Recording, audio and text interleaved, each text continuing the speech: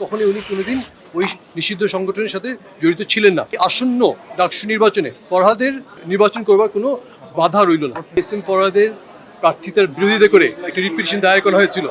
High court সেখানে rule issue করেছিল এবং ডাকসু ইলেকশন 30শে অক্টোবর পর্যন্ত স্থগিত রেখেছিল। এর বিরুদ্ধে আমরা আজকে এপেলেট ডিভিশনে আমাদের বক্তব্য পেশ করেছি। এখানে আমরা বলেছি যে যেই গ্রাউন্ডে ওনার প্রার্থীতে চ্যালেঞ্জ করা হয়েছে সেটা সঠিক নয়। বলা হয়েছিল যে উনি নিষিদ্ধ সংগঠন ছাত্র সংগঠনের সদস্য। আমরা দেখিয়েছি বিভিন্ন ডকুমেন্ট কোর্টের কাছে কোর্টের নজরে এনেছি এবং আমরা বলেছি যে আসলে কখনোই উনি কোনোদিন ওই নিষিদ্ধ সংগঠনের সাথে জড়িত ছিলেন না। মোনালিসা হেভি ফ্লো 15 পিস প্যাকেটের সাথে 8 পিসের একটি প্যাকেট একদম ফ্রি।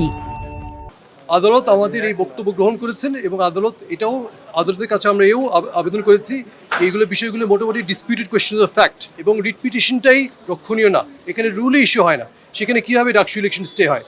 আদালত আমাদের সাবমিশনগুলো অ্যাকসেপ্ট করে চেম্বার জাজ যে স্টে দিয়েছিল সেটাকে বহাল রেখেছে এবং বলেছে যে 30শে অক্টোবর পর্যন্ত এই স্টে বহাল থাকবে। অর্থাৎ আপনার এই 9 সেপ্টেম্বর ডাকসু ইলেকশন অনুষ্ঠিত হওয়াতে কোনো বাধা রইল না।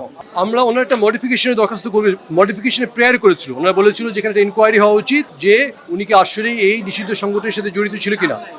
আমরা বলেছি যে সোশ্যাল মিডিয়ার কিছু স্পিরিয়াস ডকুমেন্টস উপর ভিত্তি করে এই আবেদন করার কোনো সুযোগ নাই এবং এখানে মডিফিকেশন চাওয়ার কোনো সুযোগ নেই।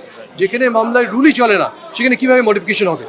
আদালত আমাদের এই সাবমিশনে গ্রহণ করেছে এবং এই আসন্ন ডাকসু নির্বাচনে ফরহাদের নির্বাচন করবার কোনো বাধা রইল না।